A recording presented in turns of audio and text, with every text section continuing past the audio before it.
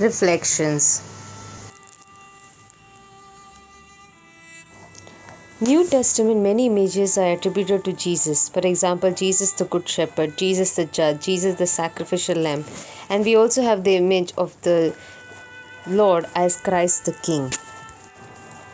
If Jesus is a king, then he has to have a kingdom, because a king without a kingdom makes no sense. So let us reflect on the kingdom of Jesus, because it is only in knowing what his kingdom is all about that we can know what type of a king he is.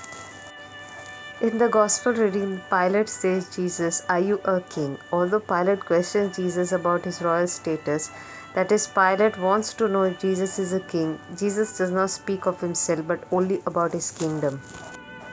My kingdom is not of this world. I was born and I came into this world to testify to the truth. Here we arrive at a very important conclusion that Jesus and the kingdom are not two separate entities. Jesus and the kingdom is one and the same. Jesus is both. He is the king and he himself is the kingdom. Thus, wherever Jesus is, there is the kingdom. If Jesus is in your heart, there lies the kingdom. Thus, if you accept Jesus, you must accept his kingdom which comes along with him. So, what type of kingdom is it? In the Gospel reading, Jesus clarifies that his kingdom is not of this world and that his kingdom is one where truth prevails. What does not of this world mean? The kingdom is not of this world does not mean that the kingdom cannot be found in the world. Because, as stated earlier, wherever Jesus is, there lies the kingdom. Jesus chooses to come in this world, and being in this world, he stretches his kingdom down here. Secondly, in this same Gospel of John, we read that God loved the world so much that he gave his only Son, so that everyone who believes in him would not perish but have life in abundance. Thus, the kingdom of Jesus is very much in this world, and it does not conform to the logic of the world. The kingdom of God does not agree with the ways of this world. It does not correspond to the thinking of this world. What is the logic, the thinking, the culture of this world? The logic of this world is to have, to possess more and more and more. It is to grab, to snatch, to acquire with force and violence. Whereas kingdom of Jesus is to be who God called you to be. It is to be your true self. It is you to realize your uniqueness and your true identity.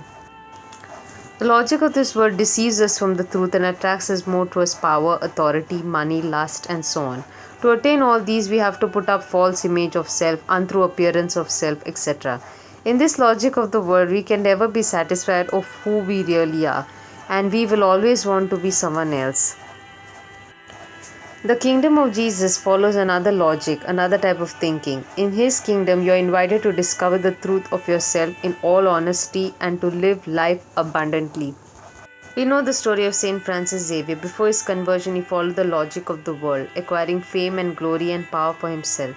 But gradually, with the help of Ignatius of Loyola, the founder of the Jesuits, he understood that he cannot afford to lose his soul in order to gain the world. Like Francis Xavier, we are all invited to live a life in abundance in this world. We cannot withdraw from this world. We cannot run from this world. We need to find God in the world, or rather, we need to allow God to find us in this world. Faith challenges us to live poor in spirit, which reflects the first beatitude. Happy are the poor in spirit, for theirs is the kingdom of God. This does not mean that we should live poor, miserable life. It only means that we should not be wrongly attached to the logic, the thinking, and the culture of this world. In other words, we should not be caught up in materialism, consumerism, and the revolution which is taking place in this world. We belong to a kingdom with another value system based on the truth. And in this kingdom, we have a king who did not come on a horse but on a donkey, who instead of destroying the enemy, forgave them and died on a cross. The spring season is symbolic of friendship, of love, of new life. Friendship is very important, for it reminds us of all the people who are near and dear to us. Many of us have difficulty describing our relationships, especially with our friends, because as human beings we are naturally accustomed to have friends since childhood. Many of us think about friendship in a very spiritual way and count it like a sacrament because it is a divine gift. If we think deeply, most of us will realize that friendship is very imperative and fundamental cornerstone of humanity. Of all the people that we value, friends are the closest and most adorable. They give value to our lives and understand us to the core. They spend our time thinking about us, helping us in our thoughts, needs, and deeds. For this very reason, it is said, a friend in need is a friend indeed. They guide us in our decision. They provide strength and courage to face the trials of life. They help overcome the obstacles in life with constant companionship. Friends protect us from harm and provide us warmth, affection, fondness, and constant company, comfort, solace whenever we are away from family. And when we feel broken and lonely, they are always there for us. It is exactly at this time when we realize how important friends are. At times, we feel closed to the world and desperate in need of support and understanding. Friends reach out to us, provide us with compassion and kindness. In fact, mostly it is because of the kind heartedness and thoughtfulness of friends that we regain our lost directions in life. Friendship is very special, and we commemorate even the Friendship Day to honor this age old institution. The fact is that much of our friendships are special to us, and friends play a valuable role in our lives, both in good and bad moments, and give meaningful direction to life. A friend represents a world to us, and without a friend, world is incomplete. Our friends play a very important role in shaping our lives, and in this advanced world of nuclear families, we are so busy in luxurious comforts that at times we find it tough to discuss matters with family members or spouse. And even when friends provide the high essential support to us, they guide us, become pillars of strength. And the best part of it is that we don't really need to put things to words while communicating issues to our friends, because they understand us only by looking or hearing us. That is a heart to heart bonding, which is the primary essence of friendship, being so exclusive and therefore setting it apart from other relationships. We have a short life to live. In our life, we collect many impressions as we grow. Sometimes we wishfully look back and feel that something should have happened that should have not happened, and we cannot turn the clock back. Now, how about becoming friends again? How about forgiving old friends and erasing the ill feelings and memories? You will feel the cleansing effect of God. You will feel fresh and inspired. The only thought blocking you would be how to show the hand of friendship. Friendship is a perfect bond between friends and individuals. Friends are those on whom we can confide and share our feelings, which we cannot directly choose our family, but we can choose our friends. There are things that may not be able to share with our parents, but we can surely talk and share with our friends, because there is a special bond which we need to nurture. You need to share your joys, sorrows, and jokes with your friends. And there are many friends, but there can be only few true friends. A true friend is not easy to find, but if you have found, you do not lose them. Having great friends is a blessing. Not everyone is blessed with good friends and for a lifetime. There is a bonding that exists in the world, yet friendship is the most pleasant relationship. You should be aware of friends who take advantage of friendship, because friendship is a bond of innocent feelings. You are what your friends are. Your friends are a mirror and a reflection of your own inner being. Remember, friendship is similar to a river. If water does not flow constantly from the source, it will dry up, it will stagnate. Friendship has to be fed and provided love, affection, care, and communication. When the plant a tree, we need to take care of it every stage of growth and nurture it so that it gets the light, water, fertilizer, and protect it from damage. Friendship is such a plant. One has to take care of one's friends. One has to take care of the plants as it grows. Many of us take friendship for granted. We believe friends are there forever, whenever we need them. And only when we need them, we go to them. We become so narcissistic in our approach. We take many things for granted in life. We take air for granted. We take sunlight for granted, and so also friendship. But this has to not be the case. If we want water the plant of our friendship regularly, our friendship will suffer. And if we create distance with our friends, then again the relationship will no longer be valid. We need to value them and friendship. A day will come when friends will begin feeling that we do not care for them. That day friendship will get over. Does anyone want to destroy long-term friendships? No, never.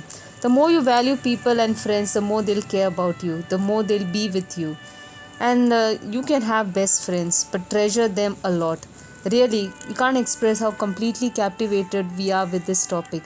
They are the most amazing, caring, and inspiring, and intelligent and wonderful people. You could not trade them for anything in this world, not even jewels. They make you smile, they encourage you, they lend you a ear, they share their words of praise, and are always open in their heart to you.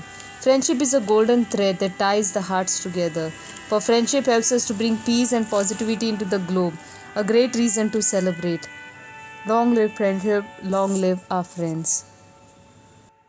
About self esteem. The first thing to build self esteem is affirmations. This is a non negotiable activity and it's a game changer. And affirmations are statements that you declare to be true.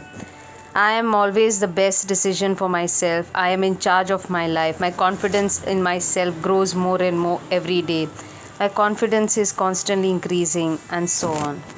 The self love activity. For example, 25 things I love about myself, and your list could be I like to help people, I like the way I dress, I like my sense of awareness, I like the food I cook, I like my reading skills, I like my gardening skills, I like my stitching skills, I like my organization skills. I am very organized, I smile well, I work hard, I have a lot of confidence, I speak well, I am very confident, and all such list. Here's another few lists that you can make. 20 reasons my clients love working with me. 20 reasons I'm an awesome friend. 20 times I have achieved something amazing, and 20 reasons I know I can achieve anything I put my mind to.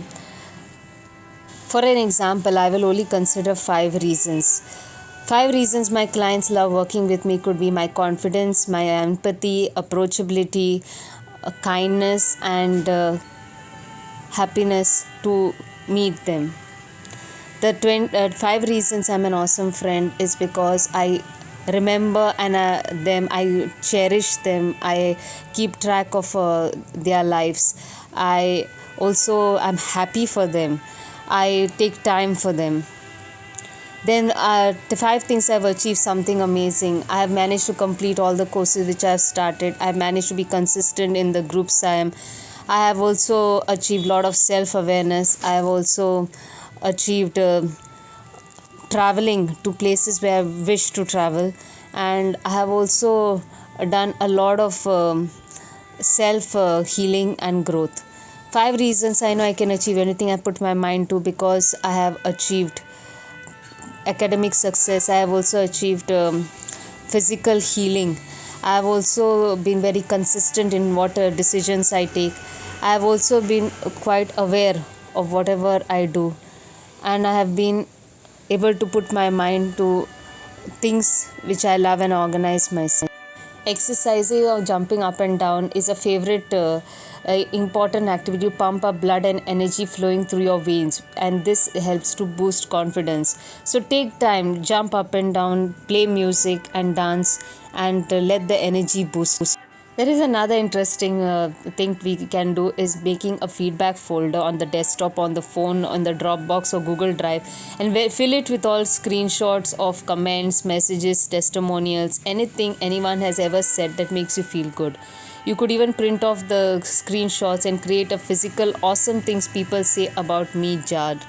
For example, people praise my singing skills, my reading skills. They like to call me a good friend and help me and to see my confidence. Avoid all negative self-talk. Get rid of that immediately. What you think you create. You have the responsibility to do so. No one else can do for you. Instead of focusing what isn't working, accept it. Be kind to yourself and leave scope for being soft. Start building new beliefs instead of replaying the old stories and creating frustration. Do not have confirmation bias. In order to know yourself, you have to know your triggers. Your triggers are your teachers, and whatever triggers reveals what is still to be healed. Become more aware of what really is worth your energy, and get to a point where mood does not shift based on the insignificant action someone else. Don't allow anyone to poke your anxiety.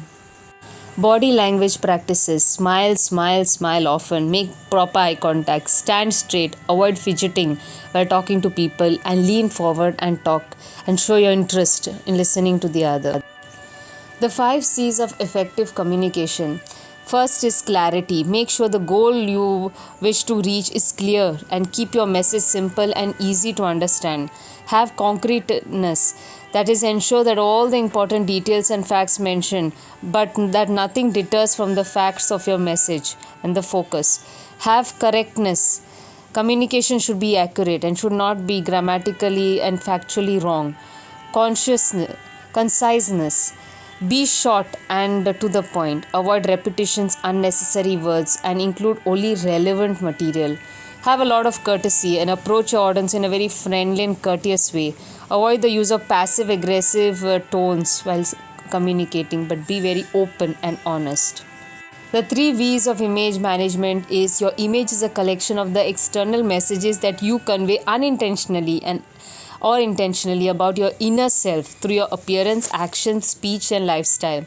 Visuals, the way you dress, act, and walk through the door. Vocal, the quality of your voice, your grammar, your confidence, and the verbal, what words you choose to say.